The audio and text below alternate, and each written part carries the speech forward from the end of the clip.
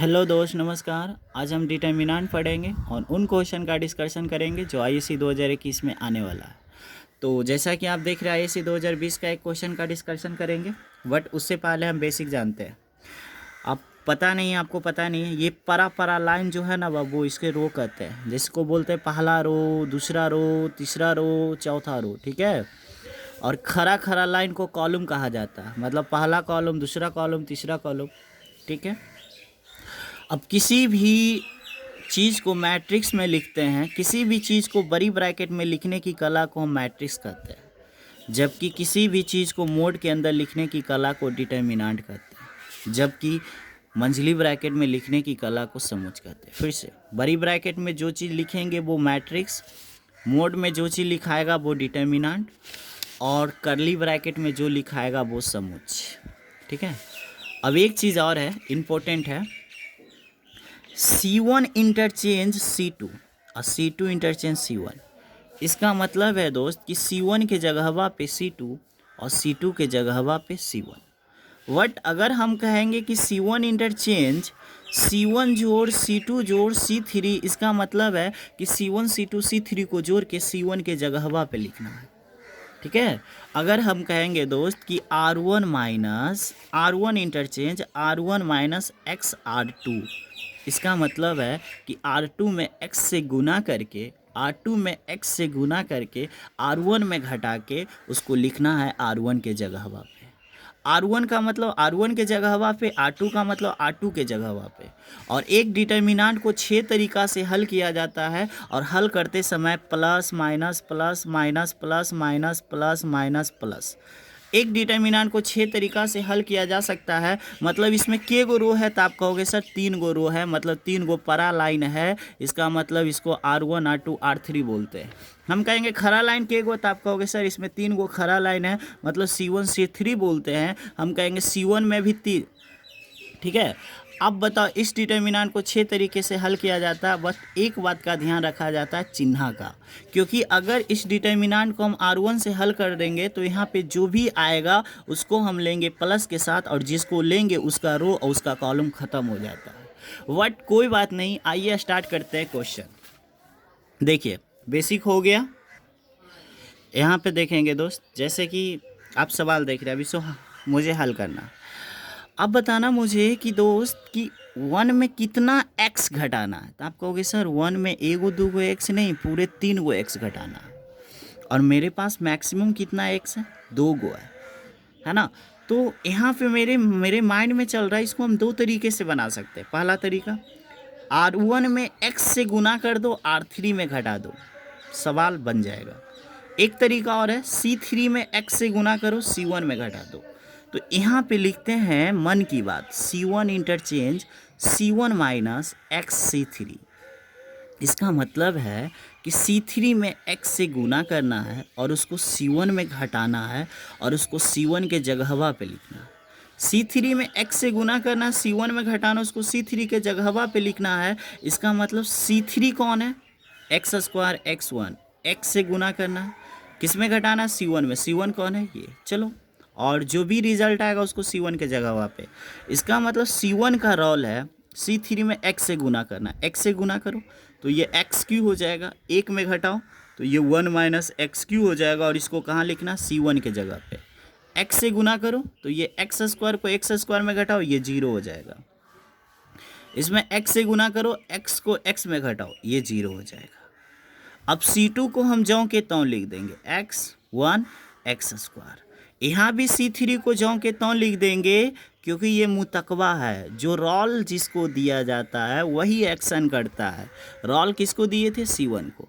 अब मुझे बताना दोस्त कि इस डिटर्मिनेंट को हल करने में बहुत मज़ा आएगा, क्योंकि 3 अवयव में 2 अवयव 0 है। क्योंकि जब 3 अवयव में 2 अवयव 0 हो तो इस डिटर्मिनेंट को हल करने में बहुत मज़ा आता है, क्योंकि उसको हल करना ही नहीं पड़ता है। जैसे कि अब देखो, 1 माइनस एक्स क्यू को हम लेंगे, लेकिन कैसे लेंगे, तो आप कहोगे सर प्लस के साथ।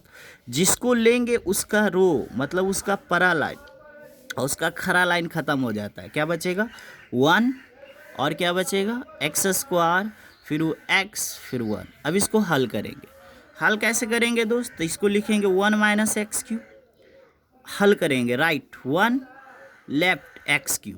अब बताना ये एगो तो ये अगर नहीं दिखा क्या 1 और ये एक्स स्क्वायर हल करना आता है ना, नहीं आता कमेंट में लिखना। अब इसको क्या लिखेंगे 1 माइनस एक्स क्यू का होल स्क्वायर, यही लाना था। ये सवाल RHS प्रूव्ड हो गया। बहुत सारे आपको सर लोग हैं जो इनको 4-4 पेज में बताएंगे, पर उस नियम से 4 पेज वाले नियम से भी बताने पे आपको 5 नंबर मिलेगा और ऐसे भी बनाने पर आपको 5 नंबर मिलेगा। नेक्स्ट क्वेश्चन देखेंगे दोस्त। ये सवाल आया था ISC 2014 में आया था। ये सवाल ISC 2014 में आया था। PT प्रूव डैट इतना बड़ा 5x + 4 × 4x - x का होल स्क्वायर। एक बात और, 4 - x का होल स्क्वायर कहो चाहे x - 4 का होल स्क्वायर कहो, मैटर इज सेम, क्योंकि स्क्वायर कभी भी नेगेटिव होने नहीं देगा। तो सबसे पहले दोस्त हम क्या लेंगे, LHS ले लिए। अब देखो इसको बनाने का है, ये आप हो और ये आपकी मोहब्बत है। मोहब्बत के पास आपको जाने में काफ़ी स्ट्रगल होगा, तो स्ट्रगल करते हैं, देखते हैं। हमको लाना 5x + 4। 5x + 4 का तो जुगाड़ हो गया, चाहे आप कॉलम से सोचो चाहे आप रो से सोचो, 5x + 4 का जुगाड़ हो गया। आप कहो कैसे सर? आप देखो ना, 2x 2x 4x x 5x + 4। यहाँ भी देखो 2x 2x 4x x + 5, मतलब हर जगह से। चाहे ऐसे देखो 2x 2x 4x x 5x + 4। आप रो से बनाओ या कॉलम से, कोई फ़र्क नहीं पड़ता। तो हम यहाँ पे कॉलम से बनाते हैं। C1 interchange C1 C2 C3, इसका मतलब है C1 C2 C3 को जोड़ के C1 के जगहवा पे लिखना है। तो आप मुझे बताना रोल किसका है? तो आप कहोगे सर रोल है C1 का, इसका मतलब C2 C3 मुतकबा होगा। आप कहोगे यस सर। तो C2 मेरा क्या है, ये मेरा C2 और ये मेरा C3 है जो कि मुतकबा है, तो इसको बेचारा को एकदम चुपचाप यहाँ पे लिख देंगे, ठीक है। अब देखो रोल किसका है, C1 का। कैसे? C1 C2 C3 को जोड़ के कहाँ लिखना, C1 के जगह पे जोड़ो। 2x 2x 4x x, यानी यहाँ पे हो जाएगा 5x + 4। जोड़ने आता है ना, जोड़ो। 2x 2x x यानी हो जाएगा 5x + 4। Very nice. फिर जोड़ो बाबू 2x 2x x यानी हो जाएगा 5x + 4। हम आपसे एक पूछते हैं, आप मुझे बताना दोस्त कि कहीं पे कॉमन नज़र आ रहा है क्या? आप कहोगे सर 5x + 4 ये C1 में कॉमन है ना, तो यहाँ पे हम लिख दिए 5x + 4 कॉमन फ्रॉम कहाँ, C1। तो C1 से जब ये 5x + 4 कॉमन लेंगे तो यहाँ पे बन, क्योंकि ये निकल गया तो बन बचेगा। चलिए यहाँ तक आप समझ गए। अब बताओ इस डिटर्मिनेंट को हल करना, और एक डिटर्मिनेंट को हल करने में मज़ा तभी आता है जब 3 अवयव में उसका 2 अवयव 0 हो। तो इस डिटर्मिनेंट, तो क्या कोई भी डिटर्मिनेंट अगर कोई कहे हल करे तो आप कोशिश कीजिए कि उसका 3 अवयव में 2 अवयव 0, किसी भी रो किसी भी कॉलम का। तो मेरा पहला सोच है कि इसका नाम है R1। अगर हम R1 में ये R3 घटाएंगे दोस्त तो क्या होगा, यहाँ भी 0 हो जाएगा क्योंकि 1 में से 1 गया 0, यहाँ भी 0 हो जाएगा। या आप ऐसे भी कर सकते हो, ये R1 है या R2 है, R2 को R1 में घटाओ तो एक यहाँ 0 होगा एक यहाँ 0 होगा।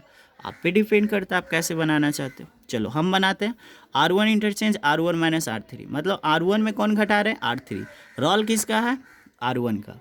इसका मतलब R2 R3 क्या होगा, तो आप कहोगे सर R1 और R3 जो होगा मुतकबा होगा, है ना, मुतकबा होगा। तो यहाँ पे मुतकबा को हम उतार देंगे। जैसे देखो रोल किसका, R1 - R3 नहीं दिख रहा, R1 क्या है, R3, यानी R1 का रोल है। R2 मुतकबा, ये मेरा R2 और ये मेरा R3, देखो ज्यों के त्यों है ना दोस्त। अब R1 में R3 को घटा के कहाँ लिखना, R1 की जगह पे। तो ये R1 है ये R3, घटाइए 1 में से 1 गया 0, कहाँ लिखना है, R1 की जगह पे लिख दिए। 2x में से 2x गया 0, कहाँ लिखना, R1 की जगह पे। अब 2x में इसको हम डायरेक्ट भी घटा सकते थे बट आपको समझ में नहीं आता, तो कोई बात नहीं, घटाव के रूप में लिख दिए ना बब्बू।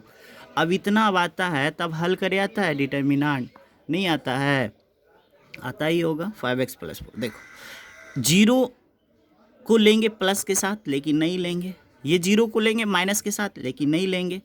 ये 2x - 4 का अगर मैं सलूशन की बात करूं तो इसका सलूशन आएगा x - 4। ये चीज़ लिखना मत एग्ज़ाम में, ठीक है। मैं आपको बता रहा हूं कि इसमें जब इसको घटाओगे तो x - 4 आएगा।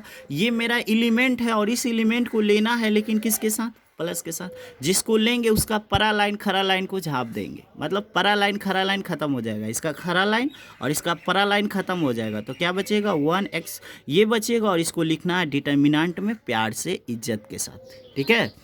और फिर आप कहोगे सर यहाँ पे आप मैट्रिक्स बना दिए, नहीं, जब एक डिटर्मिनेंट को हल किया जाता है, इस डिटर्मिनेंट को हल किया जाता है तो बड़ी ब्रैकेट लेते हैं, आप कोई भी ब्रैकेट ले सकते हैं। जैसे मुझे इस डिटर्मिनेंट को हल करना है तो इसके लिए आया है बड़ी ब्रैकेट, ना कि ये मैट्रिक्स है, मैट्रिक्स नहीं है, हल का सलूशन है। नेक्स्ट x-4 ये 2x हो जाएगा और ये ऐसे हो जाएगा।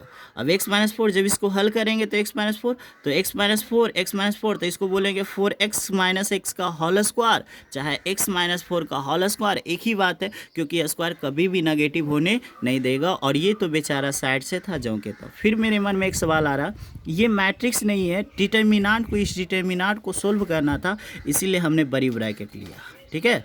नेक्स्ट क्वेश्चन देखते हैं। इस सवाल को देखेंगे दोस्त,